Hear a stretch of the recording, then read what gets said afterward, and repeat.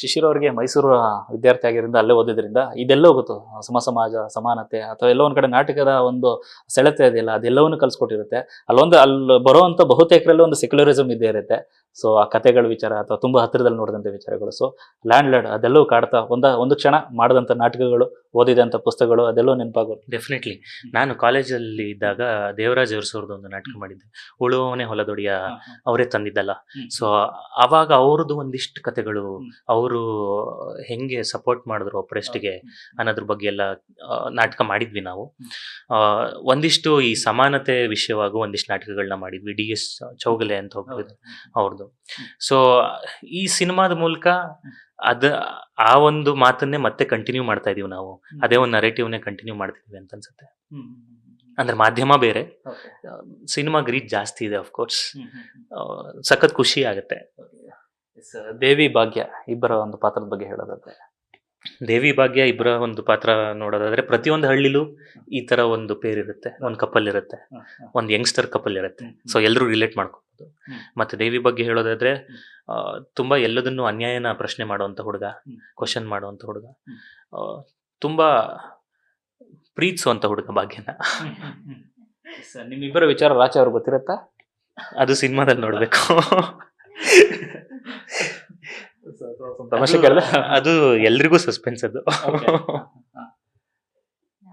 ಒಂದ್ ಕಡೆ ರೋಮಾಂಚಕ ಸಾಂಗ್ ತುಂಬಾ ಅದ್ಭುತವಾಗಿ ಎಲ್ಲರನ್ನು ಮನಸೆಳೆದಿರುವಂಥದ್ದು. ಯಾಕಂದ್ರೆ ಅದು ಕಟ್ಕೊಟ್ಟಿರುವಂತ ರೀತಿ ಮತ್ತೆ ಸಾಂಗ್ ಅಲ್ಲಿ ಇರುವಂತ ಅರ್ಥ ಮತ್ತೆ ಅದು ಭಾವ ತುಂಬಾ ಅದ್ಭುತವಾಗಿದೆ.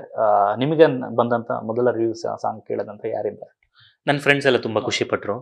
ಸಖತ್ತು, ತುಂಬಾ ಚೆನ್ನಾಗಿ ಕಾಣಿಸ್ತಾ ಇದೆಯಾ ನೀನು, ಸಾಂಗ್ ಅಲ್ಲಿ ತುಂಬಾ ಚೆನ್ನಾಗಿ ಮಾಡಿದ್ಯಾ, ನಿಮ್ಮಿಬ್ಬರು ಪೇರ್ ಸಖತ್ತಾಗಿ ವರ್ಕ್ ಆಗ್ತಾ ಇದೆ ಅಂತ ಹೇಳಿದ್ರು. ವಿಜುವಲ್ಸ್ ಎಲ್ಲ ಸಖತ್ ಇಷ್ಟ ಆಗಿದೆ ನನ್ನ ಫ್ರೆಂಡ್ಸ್ಗೆ. ಮತ್ತೆ ಸಾಂಗ್ ಹುಕ್ ಆಗುತ್ತೆ, ರೋಮಾಂಚಕ ಹುಕ್ ಆಗುತ್ತೆ. ಸಪರೇಟ್ ಆಗಿ ಎಲ್ಲೋ ಸುಮ್ನೆ ಕಾರಲ್ಲಿ ಹೋಗ್ತಾನೋ ಅಥವಾ ಟ್ರೆಕ್ ಮಾಡ್ತಾನೋ ಅಥವಾ ಒಂದಿಷ್ಟು ಗೆಳತಿ ಜೊತೆ ಇದ್ದಾಗ್ಲೂ ಕೇಳ್ಬೇಕಂತ ಅನ್ಸುತ್ತೆ ಸಾಂಗು ಅಂತ ಹೇಳಿದ್ರು. ಮೊದಲ ಸಾಂಗ್ ಅಲ್ಲೇ ಸೂಪರ್ ಹಿಟ್ ಹೊಡೆದ್ಬಿಟ್ಟಿದ್ದೀರಾ. ಸೊ ರೋಮಾಂಚಕ ನಿಮ್ಗೆ ಎಷ್ಟು ಕಾಡುತ್ತೆ? ತುಂಬ ನನಗೆ ಆ ಲಿರಿಕ್ಸ್ ತುಂಬ ಇಷ್ಟ ಆಗುತ್ತೆ. ನಾಗಾರ್ಜುನ್ ಶರ್ಮಾ ಸರ್ ಅವರ ಲಿರಿಕ್ಸು ಆ್ಯಂಡ್ ಅಜನೀಶ್ ಸರ್ ಅವರ ಮ್ಯೂಸಿಕ್ಕು ಆ್ಯಂಡ್ ಸ್ವಾಮಿ ಸರ್ ಅದನ್ನ ಎಷ್ಟು ಬ್ಯೂಟಿಫುಲ್ ಆಗಿ ತೋರಿಸಿದ್ದಾರೆ ಅಂತ ಅಂದರೆ ನಿಜವಾಗ್ಲೂ ಅವರ ವರ್ಕ್ಗೆ ನಾನು ಫ್ಯಾನ್ ಆಗಿಬಿಟ್ಟಿದ್ದೀನಿ. ಆ್ಯಂಡ್ ನನ್ನ ಸಾಂಗ್ ಅಲ್ವಾ, ತುಂಬ ಕಾಡುತ್ತೆ ಸರ್. ಕೇಳ್ತಾ ಕೇಳ್ತಾ ಕೇಳ್ತಾ ಇನ್ಫ್ಯಾಕ್ಟ್ ಸಿನಿಮಾ ನೋಡಿದಾಗ ಆ ಸಾಂಗ್ ಇನ್ನೂ ಹೆಚ್ಚು ಇಂಪ್ಯಾಕ್ಟ್ ಆಗುತ್ತೆ ಅಂತ ನನಗನ್ಸುತ್ತೆ. ಆ್ಯಂಡ್ ಆ ಸಾಂಗ್ ಕೇಳಿದ್ದು ಪ್ರತಿಯೊಬ್ಬರೂ ಪಾಸಿಟಿವ್ ರಿವ್ಯೂಸ್, ಪಾಸಿಟಿವ್ ಕಾಮೆಂಟ್ಸ್ ಕೊಟ್ಟಿದ್ದಾರೆ. ನನಗೆ ತುಂಬ ಒಳ್ಳೆ ಫೀಡ್ಬ್ಯಾಕ್ ಬಂದಿದೆ ಸಾಂಗ್ ಬಗ್ಗೆ. ಸೊ ಈ ಥರದೊಂದು ಬ್ಯೂಟಿಫುಲ್ ಸಾಂಗ್ ನಂಗೆ ಸಿಕ್ಕಿರೋದು ತುಂಬ ಖುಷಿ ಆಗುತ್ತೆ. ತಂದೆ ಕಡೆಯಿಂದ ಬಂದ ರೆಸ್ಪಾನ್ಸ್? ಅವರು ಚೆನ್ನಾಗಿದೆ ಅಂತಂದ್ರೆ, ಅವ್ರು ಜಾಸ್ತಿ ಏನೂ ಹೇಳಲ್ಲ, ಜನ ಹೇಳಲಿ ನಾನೇನು ಹೇಳಲ್ಲ ಅಂತಾರೆ. ಚೆನ್ನಾಗಿ ಮಾಡಿದ್ಯಾ, ಚೆನ್ನಾಗಿದೆ ಅಂತಂದ್ರು. ಮೇ ಬಿ ಅದನ್ನ ಮನೆಯಿಂದಲೇ ಕಳ್ಸಿಕೊಡ್ತಾ ಇದಾರಂತ. ಅಂದ್ರೆ ನೀವೇ ನುಗ್ಬೇಕು, ನೀವೇ ಕೆಲಸ ಮಾಡ್ಬೇಕು, ನೀವೇ ಅಭಿಮಾನಿಗಳ ಹತ್ರಕ್ಕೆ ಹೋಗ್ಬೇಕು, ಇದರದೆಲ್ಲ. ಯಾಕಂದ್ರೆ ನಾವು ಆರಂಭದಿಂದ ನೋಡ್ತಾ ಇದ್ವಿ, ಎಲ್ಲೇ ಇದ್ರು ಕೂಡ ಅವ್ರ ಬಗ್ಗೆ ಅವರು ಹೇಳ್ಕೊಳಲ್ಲ, ಮಗಳ ಬಗ್ಗೆನೂ ಜಾಸ್ತಿ ಹೇಳಕ್ ಹೋಗಲ್ಲ. ಜನ ಪ್ರೀತಿಸ್ತಾರ, ಕಲೆ ಇದೆಯಾ, ಪ್ರತಿಭೆ ಇದೆಯಾ, ಜನ ಕರ್ಕೊಂಡು ಹೋಗ್ತಾರೆ ಅನ್ನೋಂಥದ್ದು.